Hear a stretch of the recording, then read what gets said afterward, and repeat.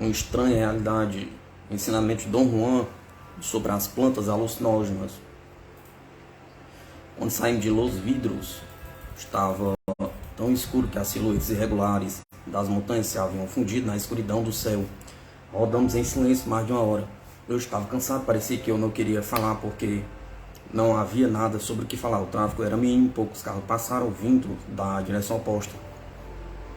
Tinha-se a impressão de que éramos os únicos a ir para o sul, por aquela estrada. Achei que aquilo era estranho e fiquei olhando pelo espelho retrovisor para ver se havia outros carros vindos de trás, mas não havia. Depois de certo tempo,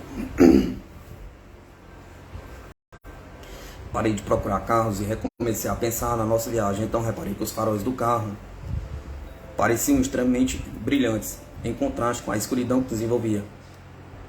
E tornei a olhar pelo espelho retrovisor. Inicialmente vi um clarão e depois dois pontos de luz que pareciam ter brotado do chão. Eram os faróis de um carro no topo de um morro, à distância atrás de nós. Permaneceram visíveis por algum tempo e em seguida desapareceram na escuridão, como se tivessem sido arrebatados. Depois de um momento, reapareceram no topo de outro morro e tornaram a desaparecer.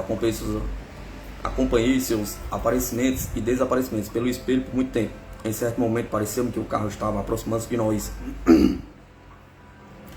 Estava positivamente chegando perto. As luzes estavam maiores e mais fortes. Propositadamente pisei no acelerador. Tive a sensação de mal-estar. Dom Juan pareceu notar minha preocupação, ou talvez apenas notasse que eu estava acelerando.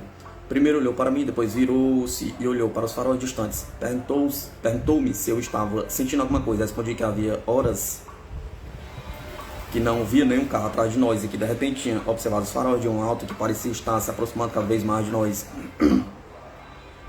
Ele riu e perguntou se eu achava mesmo que era um carro. Falei que tinha de ser um carro e ele disse que minha preocupação mostrava a ele que de algum modo eu devia ter sentido que o que estava atrás de nós era mais do que um simples carro. Insisti que eu achava que era apenas mais um automóvel na estrada, ou talvez um caminhão. O que mais pode ser? Perguntei alto. As perguntas de Dom Juan tinham me deixado tenso. Virou-se e olhou bem para mim. Depois meneou a cabeça devagar, como se estivesse medindo o que ia dizer. Aquelas são as luzes na cabeça da morte, respondeu baixinho. A morte as coloca assim, como um chapéu e depois parte a galope.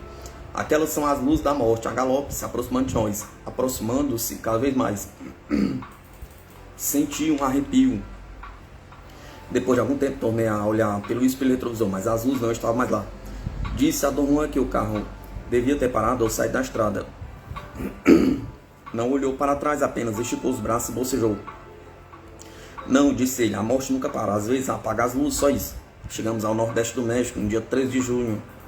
Duas índias velhas, parecidas, e que deviam ser mãe e 4 garotos estavam reunidos à porta de uma casinha de barro. Havia um barraco atrás da casa e um celeiro decrépito, que só tinha parte do telhado e uma parede. As mulheres pareciam estar à nossa espera, deviam ter visto meu carro por causa da poeira que levantava na estrada de terra e depois que saía da rodovia asfaltada, uns 3 quilômetros antes. A casa ficava num vale profundo e vista da porta, a estrada parecia uma longa cicatriz lá em cima dos morros verdes. Dom Juan saltou do carro e falou com as velhas. Elas apontaram para uns bancos de madeira defronte da porta. Dom Juan fez sinal para eu ir sentar-me. Uma das velhas sentou-se conosco. As outras foram para dentro de casa. 2 garotos ficaram junto à porta examinando-me com curiosidade. Acenei-lhe e elas riram e correram para dentro. Depois de alguns minutos, 2 rapazes saíram e cumprimentaram Dom Juan. Não falaram comigo, nem mesmo olharam para mim. Falaram rapidamente com Dom Juan. Então ele se levantou e nós todos, inclusive as mulheres, fomos para outra casa, a 1 quilômetro dali. Lá encontramos outro grupo de pessoas. Dom Juan entrou, mas disse que eu ficasse junto à porta. Olhei para dentro e vi um índio velho, mais ou menos da idade de Dom Juan, sentado no banco de madeira.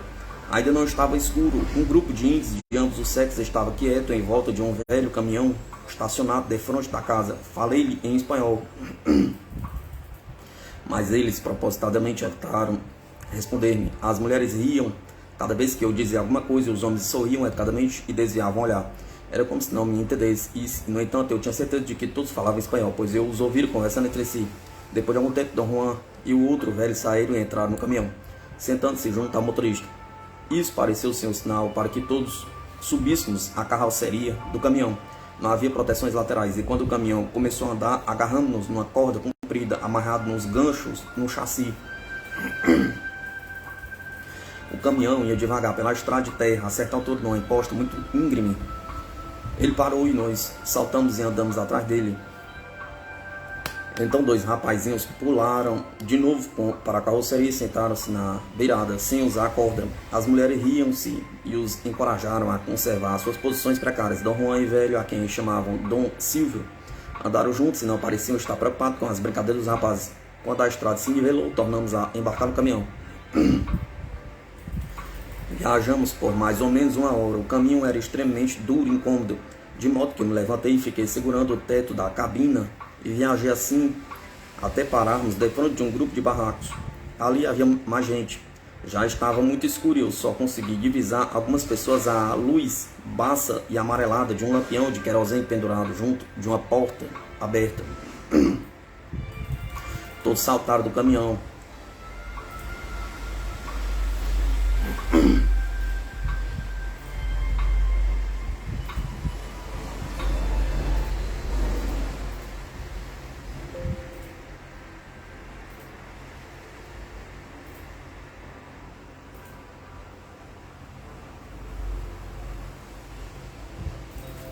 Todos saltaram do caminhão e se misturaram com as pessoas das casas. Dom Juan tornou a dizer que eu ficasse de fora. Encostei-me no paralama dianteiro do caminhão. Depois de 1 ou 2 minutos, 3 rapazes se aproximaram de mim. Eu já conheci um deles de anos antes, num mitote. Ele me abraçou agarrando meus antebraços. Você está ótimo, cochichou ele em espanhol. Ficamos ali junto do caminhão, muito quietos. Era uma noite quente e ventosa. Eu ouvi o murmúrio baixinho de um riacho ali perto. Meu amigo me pediu um cigarro, cochichando. Ofereci o maço a eles. À luz dos cigarros, olhei o relógio, eram 9 horas. Um grupo de pessoas saiu de casa logo depois e os 3 rapazes se afastaram. Dom Juan veio para junto de mim e disse que tinha explicado a minha presença a todos que eu era bem-vindo e poderia servir água no mitote. Disse que seguiríamos imediatamente. Um grupo de 10 mulheres e 11 homens saiu de casa. O homem que chefiava o grupo era meio corpulento, devendo ter uns 50 e tantos anos. Chamavam-no Mocho, apelido que quer dizer tosado. Ele andava com passos firmes e rápidos, levava um lampião de querosene, balançava de um lado para o outro ao andar. Ao princípio pensei que ele o movia a esmo, mas depois descobri que ele o balançava para mostrar um obstáculo ou uma passagem difícil no caminho. Andamos por mais de 1 hora, as mulheres conversavam em rio baixinho de vez em quando. Dom Juan e outro velho seguiam na frente da fila. Eu estava bem no final. Conservei os olhos abaixados para o caminho, procurando ver onde pisava. Eram decorridos 4 anos desde que Dom Juan e eu tínhamos estado nos morros de noite, e eu tinha perdido muito do meu preparo físico. A toda hora eu tropeçava e involuntariamente chutava as pedrinhas. Meus joelhos não tinham flexibilidade alguma. O caminho parecia subir quando eu encontrava um ponto alto, ou parecia ceder quando havia um declive. Eu era quem fazia mais barulho ao andar, e isso me tornava um palhaço, a minha revelia. Alguém do grupo dizia, cada vez que eu tropeçava, e todos se riam. Em certo ponto, uma das pedras que chutei bateu no calcanhar de alguma mulher, e ela disse alto, para gozo de todos, dei uma vela ao pobre coitado. Mas o máximo de vexame foi quando tropecei e tive de me agarrar à pessoa da minha frente. Ele quase desequilibrou com o peso e soltou um grito inteiramente fora de propósito. Todos riam, tanto que o grupo teve de parar por algum tempo. A certa altura, um homem que estava conduzindo sacudiu a lanterna para cima e para baixo. Parecia que aquele era o sinal de termos chegado a nosso destino. Havia a silhueta escura de uma casa à minha direita, pertinho. Todos no grupo se espalharam em várias direções. Procurei Dom Juan, era difícil encontrá-lo no escuro. Andei aos tropeções e fazendo algum barulho, antes de ver que ele estava sentado numa pedra. Tornou a me dizer que minha obrigação era levar água para os homens que iam participar. Ele me ensinara o processo anos antes, lembrava-me de todos os detalhes, mas ele insistiu em avivar minha memória e me mostrou de novo como fazê-lo. Depois fomos para os fundos da casa, onde todos os homens estavam reunidos. Tinham feito uma fogueira, havia uma clareira cheia de esteiras de palha e talvez uns 4 metros da fogueira. Mocho, o homem que nos conduziram, foi o primeiro a sentar numa esteira. Reparei que tinha a ponta superior da orelha esquerda cortada. o que explicava o seu apelido. Dom Silvio sentou-se à sua direita e Dom Juan à sua esquerda. Mocho estava sentado de frente para o fogo. Um rapaz aproximou-se e colocou um cesto cheio de botões de peiote diante dele. Depois o rapaz sentou-se entre Mocho e Dom Silvio. Outro rapaz levou 2 cestinhas, colocou-as junto dos botões de peiote e sentou-me entre Mocho e Dom Juan. Em seguida, 2 outros rapazes postaram-se junto a Dom Silvio e Dom Juan, fechando um ciclo de 7 pessoas. As mulheres ficaram dentro da casa. 2 rapazes eram encarregados de manter o fogo aceso a noite toda. E um adolescente e eu vigiávamos a água que ia ser fornecida aos 7 participantes depois do seu ritual noturno. O rapaz e eu ficamos perto de uma pedra.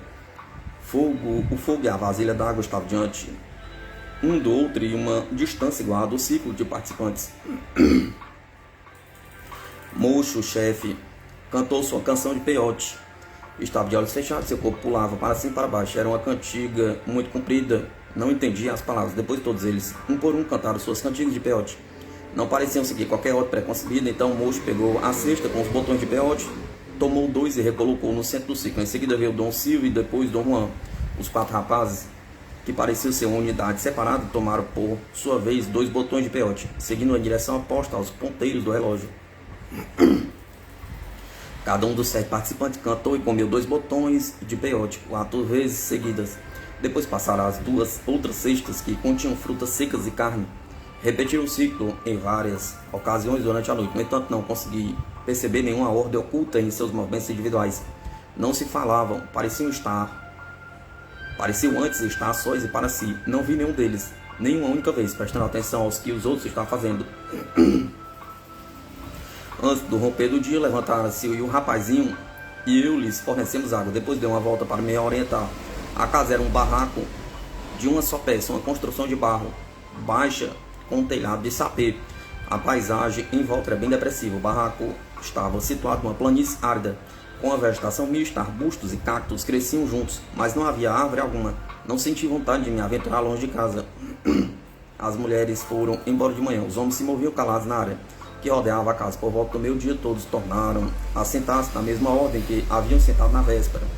Passou-se em volta um cesto com um pedaço de carne cortados, do mesmo tamanho que um botão de peiote. Alguns dos homens cantaram suas canções de peiote. Depois de 1 hora, mais ou menos, todos se levantaram e partiram em direções diversas. As mulheres tinham deixado uma panela de papa para os encarregados do fogo e da água. Comiam um pouco e, após dormir a maior parte da tarde.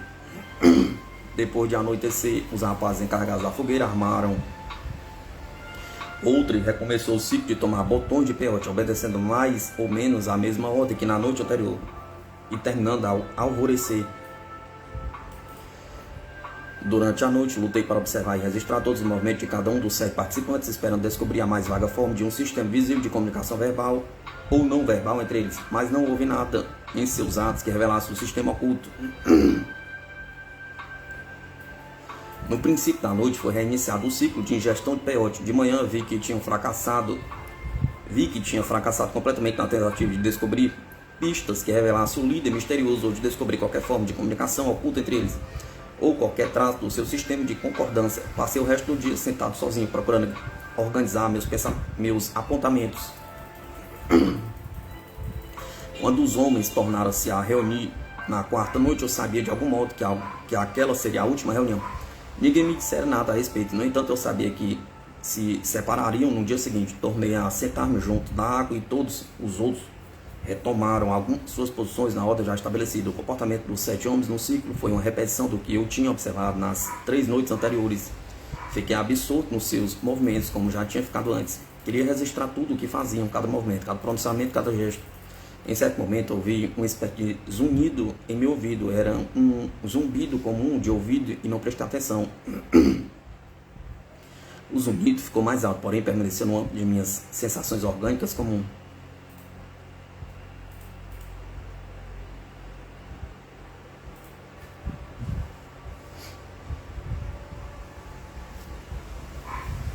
Lembro-me de que dividi minha atenção entre a observação dos homens e ouvi o zumbido que escutava.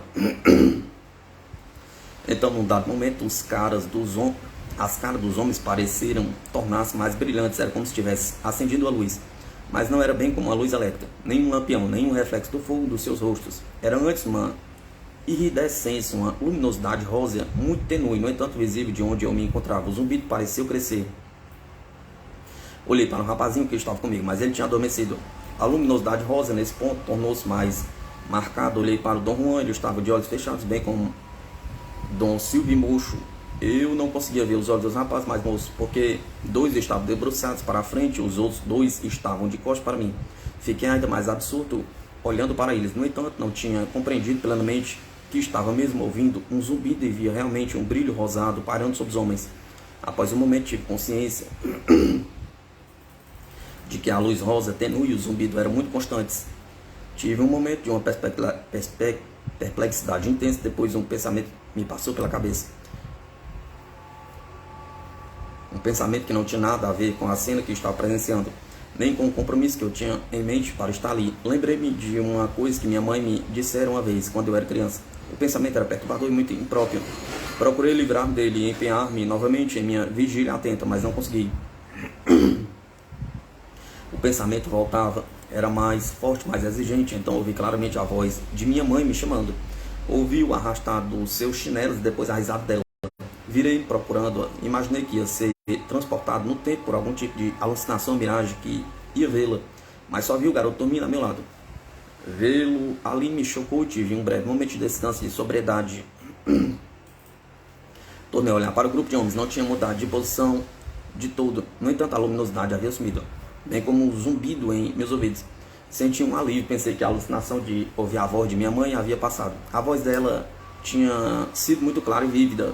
Repeti-me várias vezes que, por um momento, a voz quase me tinha pilhado. Reparei vagamente que Dom Juan estava olhando para mim, mas isso não importava. A recordação da voz de minha mãe me chamando é que era hipnótica. Lutei desesperadamente para pensar noutra coisa, e então tornei a ouvir a voz dela. Tão claramente como se estivesse atrás de mim. Chamou meu nome. Virei depressa, mas só ouvi a silhueta escura do barraco e os arbustos próximos. Ouvi meu nome, provocou em mim a mão angústia, gemi sem querer.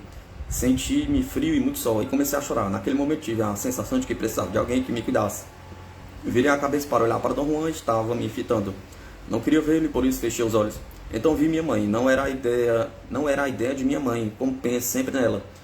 Era como uma visão clara dela, de pé ao meu lado. Senti-me desesperado, estava tremendo e queria fugir. A visão de minha mãe era por demais perturbadora, por demais estranha ao que eu buscava naquela reunião de peiote. Não parecia haver um meio consciente de evitá-lo. Talvez eu pudesse abrir os olhos se realmente queria que a visão sumisse, mas, em vez disso, examinei-a detalhadamente. Meu exame foi mais do que meramente olhar para ela. Foi um escrutínio, uma avaliação com cílios. Um sentido muito especial me envolvia, como se fosse uma força exterior. E eu, de repente, senti o peso horrendo do amor de minha mãe. Quando ouvi meu nome, senti-me dilacerado. A memória de minha mãe me enchia de angústia e melancolia, mas quando a examinei, vi que nunca gostara dela. Aquilo foi uma revelação chocante. Os pensamentos e as imagens que chegavam como uma avalanche. A visão de minha mãe deve ter desaparecido nesse meu tempo. Não era mais importante. Eu não estava mais interessado no que os índios estavam fazendo, tampouco. Na verdade, esqueceram-me do mitote. Estava absurdo numa série de ideias extraordinárias, classificadas assim porque eram mais do que ideias, eram unidades completas de sentimento, que eram certezas emocionais, provas irrefutáveis da natureza do meu relacionamento com a minha mãe. Num dado momento, esses pensamentos extraordinários pararam de surgir. Reparei que tinha perdido sua fluidez e sua qualidade de serem unidades completas de sentimento. Eu tinha começado a pensar em outras coisas, meus pensamentos divagavam. Pensei em outros membros de minha família, mas não havia imagens acompanhando os pensamentos. Depois eu olhei para Dom Juan, ele estava de pé, os outros homens também estavam de pé. E então todos se dirigiram para a água. Afastei-me e cutuquei o garoto que continuava dormindo. Contei a Dom Juan a sequência de minha visão, surpreendente assim, que ele entrou em meu carro, riu com muita satisfação e disse que minha visão era um sinal, um augúrio tão importante quanto a minha primeira experiência com mescalito. Lembrei que Dom Juan tinha interpretado as reações que tive da primeira vez que ingeri o peiote como um presságio muito importante. De fato, ele havia resolvido ensinar-me o seu conhecimento por causa daquilo. Dom Juan disse que na última noite do mitote, Mescalito tinha pairado sobre mim de maneira tão evidente que todos foram obrigados a se voltar em minha direção, e era por isso que ele me estava fitando quando olhei para ele. Eu queria saber qual é a sua interpretação para a minha visão, mas ele não quis falar a respeito. Disse que o que quer que eu tivesse experimentado era uma tolice, comparado com um augúrio. Dom Juan continuou falando da luz de Mescalito parando sobre mim, como todos a haviam visto. Foi mesmo uma coisa, disse ele. Eu não poderia desejar melhor augúrio. Dom Juan e eu estávamos,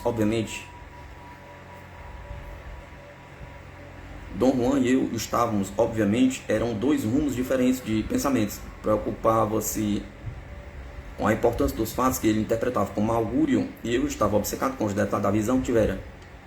Não quero falar de augúrios, falei. Quero que me diga o que aconteceu comigo. Franziu a cara como se estivesse aborrecido, ficou muito rígido e calado por um minuto. Depois olhou para mim.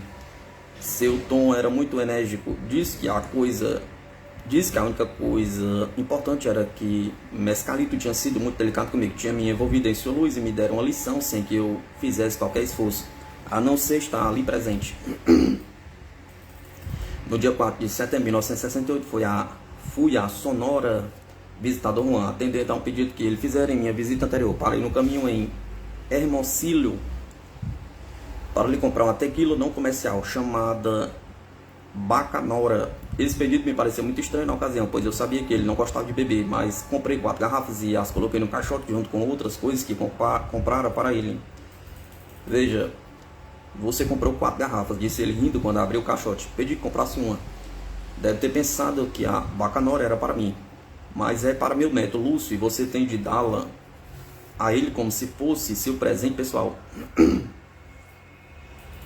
Tinha conhecido o neto Dom Juan 2 anos antes. Ele estava então com 28 anos, era muito alto, com mais de 1,80 m e se vestia extravagantemente bem, considerando seus recursos e seu meio, enquanto a maioria dos iaques usava roupa caqui, calças americanas, chapéus de palha e sandálias feitas em casa, chamadas guaraches. Os trajes de Lúcio eram um paletó de couro preto, caro, com efeitos de contas na cor turquesa, chapéu de vaqueiro do Texas e um par de botas com monograma e decorações feitas à mão.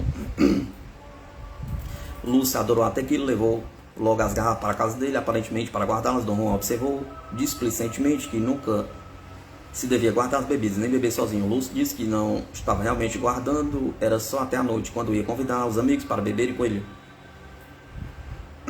Naquela noite, por volta das 7 horas, voltei à casa de Lúcio. Estava escuro, distingui a silhueta vaga de 2 pessoas de pé debaixo de uma árvore. Eram Lúcio e um dos seus amigos que me estavam esperando e me fizeram entrar à luz de uma lanterna elétrica. A casa de Lúcio era uma construção frágil de 2 pés de taipa e chão de terra batida. Tinha talvez uns 6 metros de comprimento e era sustentado por vigas relativamente finas de algarobo. Como todas as casas dos iaques, tinha um telhado de sapê chato e uma ramanda de uns 3 metros que é uma espécie de coberta sobre toda a frente da casa. O teto de uma ramanda nunca é de sapê, é feito de galhos arrumados frouxamente, que dão sombra, mas permite que a brisa circule livremente. Quando entrei na casa, liguei meu gravador, que guardava na pasta. Lúcio apresentou aos amigos dele. Dentro da casa havia 8 homens, inclusive Dom Juan. Estavam sentados à vontade em volta do centro da sala, sob a luz forte de um lampião de gasolina dependurado de uma viga. Dom Juan ocupava um caixote. Sentei-me diante dele na porta de um banco de uns 2 metros, feito de um trave de madeira grossa, pregada em 2 garfos espetados no chão. Dom Juan colocara o chapéu no chão ao lado dele. A luz do lampião de gasolina fazia seus cabelos curtos, brancos, parecerem mais brancos e brilhantes. Olhei para o seu rosto. A luz também fazia sobressair as fundas rugas do pescoço e testa, fazendo parecer mais escuro, mais velho. Olhei para os outros homens sob a luz esverdeada do lampião de gasolina. Todos pareciam cansados e velhos. Lúcio dirigiu-se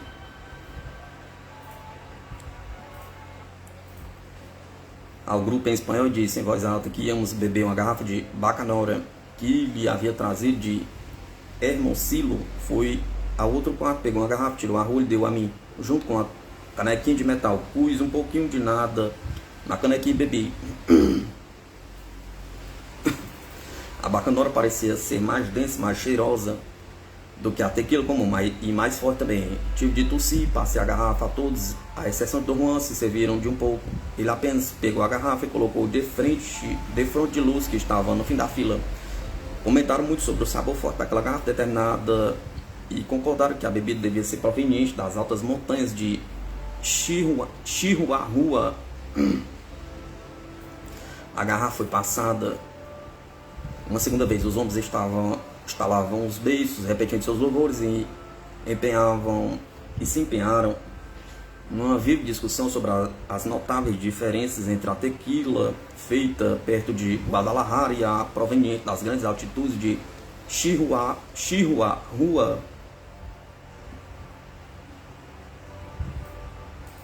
Na segunda rodada, novamente, Don Juan não bebeu e eu só me servi de uma pequena dose, mas os outros encheram a caneca até a borda. A garrafa foi passada mais uma vez e acabou. Pegue as outras garrafas, Lúcio, disse Don Juan. O rapaz pareceu hesitar e Don Juan muito naturalmente explicou aos outros que eu tinha trazido 4 garrafas para Lúcio. Benigno, beirando a idade de Lúcio, olhou para a pasta que eu tinha posto atrás de mim. Disfarçadamente perguntou se eu era vendedor de tequila. Don Juan respondeu que não e que eu viera a Sonora para visitá-lo. Carlos está aprendendo a respeito de mescalito. Eu estou lhe ensinando, disse Don Juan. Todos olharam para mim e sorriram educadamente. Bagé, o entalhador, um homenzinho magro de feições acentuadas, olhou para mim fixamente por um momento. E depois disse que o dono do armazém tinha dito que eu era um espião de uma companhia americana que pretendia fazer mineração nas terras dos iaques. Eles todos reagiram como se estivessem indignados diante dessa acusação. Além disso, todos tinham ressentimento do dono do armazém, que era um mexicano ou iori, como diziam os iaques. Lúcio foi ao outro quarto e voltou com outra garrafa de bacanora. Abriu-a servindo de uma dose reforçada. Depois passou em volta. A conversa mudou para as probabilidades de uma companhia americana estabelecer-se em Sonora e seus possíveis efeitos sobre os caquis. A garrafa voltou para Lúcio. Ele a levantou e olhou para ver quanto restava. Diga-lhe que não se preocupe, cochichou Dom Juan. Diga que lhe trará mais da outra vez que vier. Inclinei para Lúcio e lhe assegurei que, na minha próxima visita, eu lhe traria pelo menos meia dúzia de garrafas. Em certa altura, os assuntos da conversa pareceram esgotar-se. Dom Juan virou-se para mim e disse em voz alta: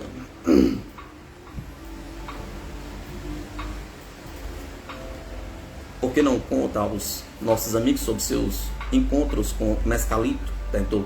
Acho que isso seria muito mais interessante do que essa conversa fiada sobre o que vai acontecer se a companhia americana vier para Sonora.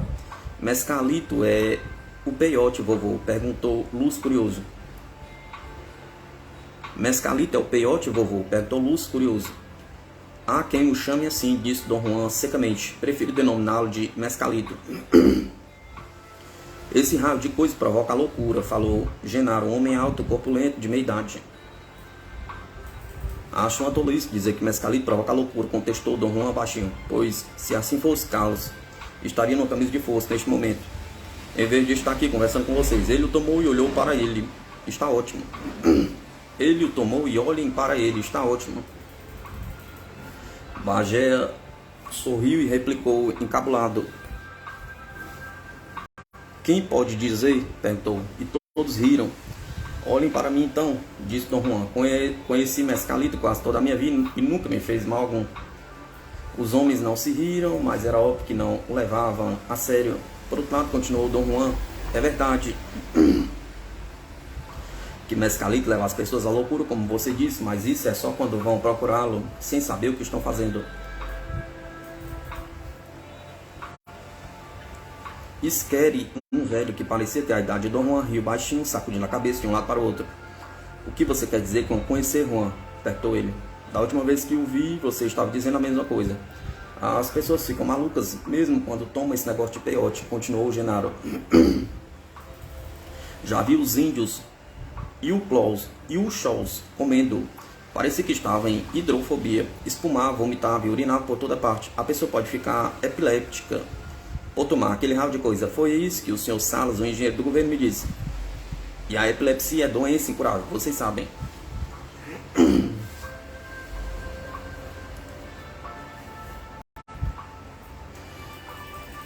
Isso aí está pior do que os animais, disse Baeja com ar solene. Só viu o que queria ver nos índios, os shows, Genara, disse Dom Juan. Para começar, nunca se deu ao trabalho de descobrir deles como é a pessoa conhecer Mescalito. Que eu saiba, Mescalito nunca tornou ninguém epiléptico. O engenheiro do governo é um Iori, e eu duvido que um Iori saiba alguma coisa a respeito. Você não está mesmo pensando que as milhares de pessoas que conhecem Mescalito são malucas, está? Perguntou. Devem ser malucas, ou quase, para fazer uma coisa dessa, disse Genaro. Mas se todas as pessoas estiverem malucas ao mesmo tempo, quem é que faria o trabalho delas? Como conseguiriam sobreviver? Indagou Dom Juan.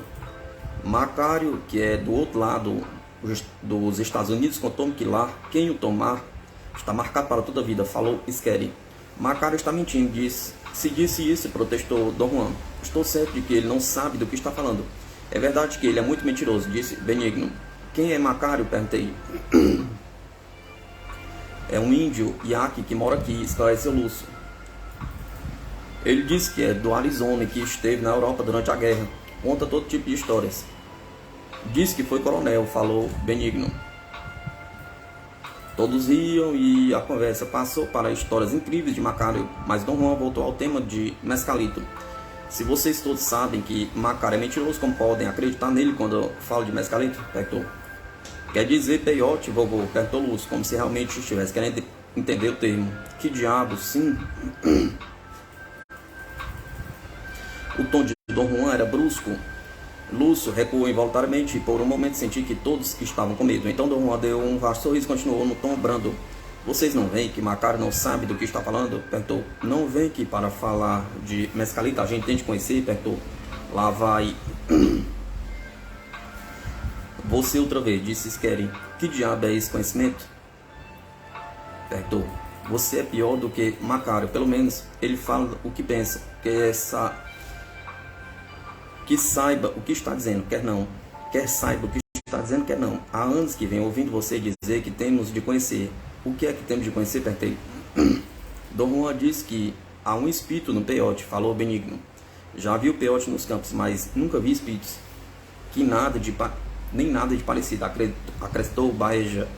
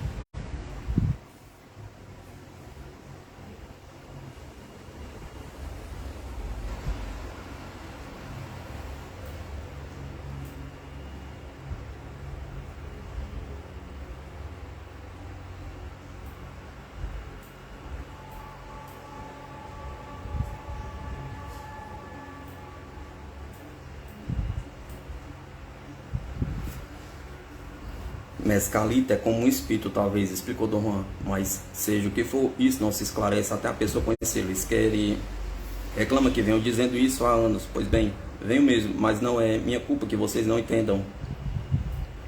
Baeja diz que quem o toma torna-se igual a um animal. Pois bem, não o entendo assim. Para mim, aqueles que pensam que estão acima dos animais vivem pior do que eles. Vejam meu neto aqui. Trabalha sem cessar. Eu diria que ele vive para o trabalho, como uma mula. E a única coisa que ele faz, que é diferente dos animais, é embebedar-se. Todos riram. Victor, rapazinho que parecia ainda adolescente, riu num diapasão mais alto do que o dos outros todos. Elígio, jovem lavrador, até então não pronunciaram uma única palavra. Eu estava sentado no chão à minha direita, encostado nos sacos de adubos químicos que tinham sido empilhados dentro de casa por causa da chuva. Era um dos amigos de infância de Lúcio, robusto, embora mais baixo do que este, era mais forte e bem feito. Elígio pareceu ficar preocupado com as palavras de Dom Juan. Baeja quis retrucar, mas Elígio interrompeu. De que modo o peiote mudaria tudo isso? Perguntou ele. Parece-me que o homem nasceu para trabalhar a vida toda, como as mulas. Mescalito muda tudo, disse Dom Juan. E, no entanto, ainda temos de trabalhar como todo mundo, como mulas. Falei que havia um espírito dentro de Mescalito, porque é uma coisa como um espírito que produz a modificação nos homens. Um espírito que podemos ver e tocar. Um espírito que nos modifica, às vezes, até contra a nossa vontade. O peiote faz a pessoa ficar louca, disse Genaro. E então, naturalmente, ela acha que mudou, certo? Perguntou. Como pode modificar-nos? Insistiu Elígio. Ensina-nos a maneira certa de viver, disse Dom Juan. Ajuda a proteger os que conhecem. A vida que vocês, camaradas, estão levando não é vida nenhuma. Não sabem a felicidade de se fazer as coisas propositadamente. Não tem um protetor. O que quer dizer com isso? Perguntou Genaro, indignado.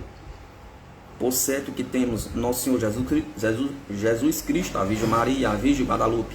Não são nossos protetores? Perguntou. Uma boa turma de protetores, falou Dom Juan com escárnio. Eles lhe ensinaram uma maneira melhor de viver? Perguntou. Isso é porque as pessoas não lhe dão ouvidos, protestou Genaro.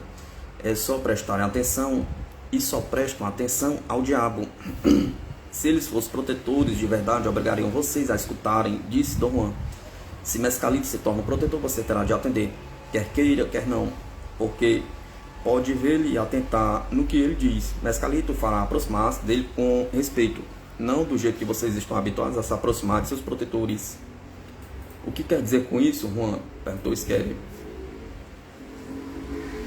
O que quer dizer é que, para um de vocês chegar a ser protetor, tem de tocar o violino, e um dançarino tem de colocar a máscara e vestes de chocalhos e dançar, enquanto os outros se embebedam. Você, Benigno, já foi dançarino, conte-nos a respeito. Desisti depois de 3 anos, disse Benigno, é um trabalho pesado. Pergunte a Lúcio, disse Isquere com ironia. Ele desistiu depois de uma semana. Todos se riam, com exceção de Dom Juan. Lúcio sorriu, aparentemente constrangido, tomou 2 bons tragos de bacanoura. Não é pesado, é estúpido, falou Dom Juan. Pergunte a Valenço, o dançarino, se ele gosta de dançar. Não gosta, acostumou-se, só isso. Vejo dançar há anos e observo sempre os mesmos movimentos, mal executados. Ele não se orgulha de sua arte, e a não ser quando fala dela, não tem amor por ela. Por isso, ano após ano, repete os mesmos movimentos. O que era mal era sua dança a princípio, fixou-se. Ele nem repara mais. Aprendeu a dançar assim, disse Egídio. Eu também fui dançarino na cidade de Torim. Sei que a gente tem de dançar como nos ensinam. Valência não é o melhor dançarino de qualquer forma, disse Isquere. Existem outros. E Sacatena? E Sacateca? Perguntou. Sacateca é um homem de conhecimento. Não está na mesma categoria de vocês, replicou Dom Juan severamente. Ele dança porque assim é a sua natureza. Eu só queria dizer que vocês, que não são dançarinos, não apreciam. Talvez se as danças forem bem dançadas, algum de vocês terão prazer nisso. Mas não são muitos de vocês que sabem assim muita coisa a respeito da dança. Portanto, ficam com um prazer muito mesquinho. É por isso que vocês são todos uns bêbados. Olhem para meu neto aqui. Deixe disso, vovô, protestou Lúcio. Não é preguiçoso nem burro, continuou Dom Juan. Porém, o que mais faz ele a não ser beber? Perguntou. Compra casacos de couro, observou Genaro, e todos deram gargalhadas. Lúcio engoliu mais bacanora. E de que modo é que o peiote pode montar isso? Indagou Elígio. Se Lúcio procurasse um protetor, respondeu Dom Juan, a vida dele se modificaria. Não sei exatamente como, mas tenho certeza de que seria diferente. Ele deixaria de beber, é isso? Insistiu Elígio. Talvez ele precise de mais alguma coisa, além de tequila, para tornar sua vida agradável. E essa coisa, seja o que for, pode ser fornecido pelo protetor. O peiote então deve ter um gosto muito bom, disse Elígio. Eu não disse isso, falou Dom Juan. Mas se não tem gosto bom, como é que podia fazermos gozar mais a vida? Insistiu Elígio. Isso não faz sentido. Claro que sim, disse Genaro com convicção. O peiote deixa a pessoa maluca, então ela pensa que está tendo uma vida ótima, não importa o que fizer. Todos riram de novo. Faz sentido sim, continuou Dom Juan, sem se perturbar. Se você pensar em como é pouco o que conhecemos e quanto mais existe para se ver, a bebida é o que enlouquece as pessoas. Turva as imagens, mescalito por outro lado, faz tudo se destacar, faz a gente ver tão bem, tão bem. Lúcio e Benigno se entreolharam e sorriram como se já tivesse ouvido aquela história. Genaro e Esquer ficaram mais impacientes e começaram a falar ao mesmo tempo. Victor ria acima de todas as outras vozes. O único que parecia interessado era Elígio. Como é que o peiote pode fazer tudo isso? Perguntou.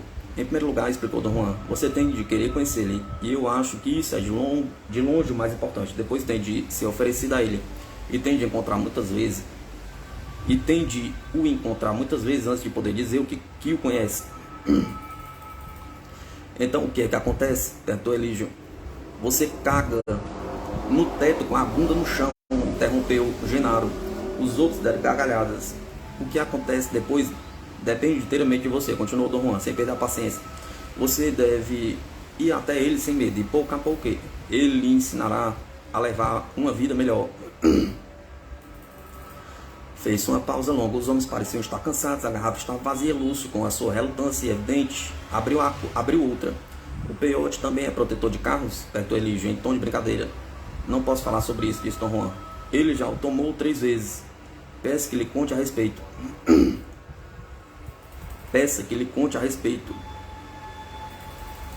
Todos se viraram para mim, curiosos. Ele perguntou, você tomou mesmo? Sim. Parecia que Dom Juan tinha ganho um tento com o pessoal. Ou eles estavam interessados em saber de minha experiência, ou eram educados demais para rir da minha cara. Não lhe machucou a boca? Perguntou Lúcio. Machucou, e tinha um gosto horrível. Então por que tomou? Perguntou Benigno.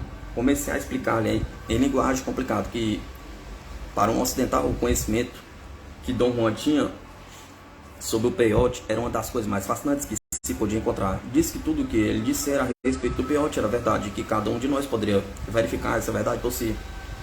Reparei que todos estavam sorrindo como se estivesse disfarçando seu desprezo. Fiquei muito encabulado, tinha consciência da minha falta de jeito para transmitir o que eu realmente estava pensando. Falei por mais algum tempo, mas tinha perdido o impulso ao repetir o que Dom Juan já dissera. Este me socorreu, perguntando num tom mais tranquilizador. Você não estava buscando protetor quando procurou Mescalito pela primeira vez? Estava? Perguntou. Respondi que não sabia que Mescalito podia ser um protetor e que fui levado apenas por minha curiosidade e um grande desejo de conhecê-lo. Dom Juan confirmou que minhas intenções eram impecáveis e que, devido a isso, Mescalito tinha tido um efeito benéfico sobre mim. Mas fez você vomitar e urinar por toda parte, não foi? Insistiu Genaro. Disse-lhe que de fato o peiote me afetara daquela maneira. Todos riram constrangidos. Senti que me desprezavam ainda mais. Não parecia estar interessados, a não ser Elígio, que me estava olhando fixamente. O que foi que você viu? Perguntou ele. Dom Juan pediu-me que lhe contasse todos ou quase todos os detalhes marcantes de minhas experiências, de modo que descrevia a ordem e a forma do que eu tinha percebido. Quando terminei de falar, Lúcio fez um comentário. Se o peiote é assim tão esquisito, fico contente por nunca o ter tomado. E assim mesmo como eu falei, disse Genara Bagéa, aquele negócio deixa a pessoa maluca. Mas Carlos não estava maluco agora. Como é que você explica isso? Perguntou Dom Juan a Genaro. Como é que sabemos que ele não está maluco? Retrucou o Genaro. Todos riam, inclusive Dom Juan. Você teve medo? Perguntou Benigno. Por certo que sim. Então por que o fez? Perguntou Elígio. Ele disse que queria conhecer, respondeu Lúcio por mim. Acho que Carlos está ficando igual a meu avô. Ambos ficam dizendo que querem saber, mas ninguém sabe que diabos eles querem saber ou conhecer. É impossível explicar esse conhecimento, falou Dom Juan Elígio, porque é diferente em relação a cada homem. A única coisa que é comum a todos nós é que Mescalito revela seus segredos em particular a cada homem. Sabendo o que Genaro sente, não recomendo que ele conheça Mescalito. No entanto, a despeito de minhas palavras ou dos seus sentimentos, Mescalito poderia ter um efeito inteiramente benéfico sobre ele, mas somente ele poderia descobrir isso, e é esse o conhecimento de que venho falando. Dom Juan levantou-se. Está na hora de ir para casa, disse ele. Lúcio está bêbado e Victor está dormindo.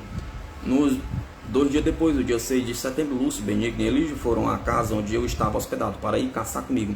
Ficaram calados por algum tempo enquanto eu continuava a escrever minhas anotações. Então Benigno sorriu educadamente, como aviso de que ia dizer alguma coisa importante. Depois de um silêncio preliminar embaraçoso, ele tornou a rir e disse: Lúcio está dizendo que tomaria um peiote. Tomaria mesmo? Perguntei. Sim, eu não me importaria. O riso de Benigno vinha aos borbotões. Lúcio disse que toma peiote se você lhe comprar uma motocicleta. Lúcio e Benigno se entreolharam e deram uma gargalhada. Quanto custa uma moto nos Estados Unidos? Perguntou Lúcio. Você provavelmente conseguiria uma por uns $100, disse eu. Isso não é muito dinheiro lá? Não. Isso não é muito dinheiro lá? Não é? Perguntou. Você poderia facilmente comprá-la para ele, indagou Benigno. Bem, deixa eu perguntar seu avô primeiro, falei a Lúcio. Não, protestou ele, não lhe diga nada, ele vai estragar tudo. É um esquisitão, e além do Benigno. E fica, disse Benigno, sabe, experimentamos uma vez. Lúcio arranjou um saco cheio do avô. Uma noite estávamos indo para a cidade e um mascamos, filho da mãe, feri toda a minha boca, tinha um gosto horrível. Vocês me engoliram? Perguntei. Não, cuspimos, disse Lúcio, e jogamos fora o saco inteiro. Os dois pareciam achar um incidente muito divertido. Enquanto isso, Elígio não dizia uma palavra, estava distante, como sempre, nem ria. Você gostaria de provar, Elígio? Perguntei.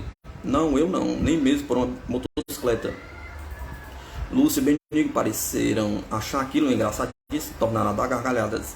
Não bastante, continuou Elígio. Tenho de confessar que Dom Juan me intriga. Meu avô é velho demais para conhecer alguma coisa, disse Lúcio, muito convicto. Sim, está muito velho, repetiu Benigno. Achei que a opinião que os dois rapazes tinham de Dom Juan era infantil e infundada. Pensei ser meu dever defender o caráter dele. Disse-lhe que, a meu ver, Dom Juan era naquele momento, como for no passado, o grande feiticeiro, talvez até o maior de todos. Falei que achava que havia nele alguma coisa, algo de realmente extraordinário. Incitei-os a se lembrarem de que ele tinha mais de 70 anos e, no entanto, era mais ativo e forte do que todos nós juntos. Desafiei os rapazes a tirar a prova disso, tentando apanhar Dom Juan de surpresa. A gente não pode apanhar meu avô de surpresa, disse Lúcio com orgulho. Ele é um bruxo. Lembrei-me que ele tinha dito que estava muito velho, caduco, e que uma pessoa caduca não sabe o que se passa em volta de si. Falei que me admiraram da vivacidade de Dom Juan inúmeras vezes. Ninguém consegue apanhar um bruxo de surpresa, mesmo que ele seja velho, disse Benigno com autoridade, mas pode dominá-lo quando está dormindo. Foi o que aconteceu com um sujeito de nome Sevicas. As pessoas se cansaram de seu feitiço malvado e mataram-no. Pedi que me descrevesse todos os detalhes dessa ocorrência, mas disseram que aquilo acontecera antes do tempo deles, ou quando ainda eram muito crianças. Elídio ajuntou que as pessoas acreditavam secretamente que Sevicas só tinha sido um louco e que ninguém conseguia fazer mal a um feiticeiro de verdade. Procurei indagar mais sobre suas opiniões a respeito dos feiticeiros, mas não pareciam estar muito interessados no assunto. Além disso, estavam ansiosos por partir para experimentar a carabina calibre 22 que eu tinha levado. Caminhamos calados por algum tempo em direção ao chaparral fechado, e depois Elídio, que estava à frente da vila, virou-se para mim e disse: talvez nós é que sejamos os loucos, talvez Dom Juan tenha razão. Veja como vivemos. Lúcio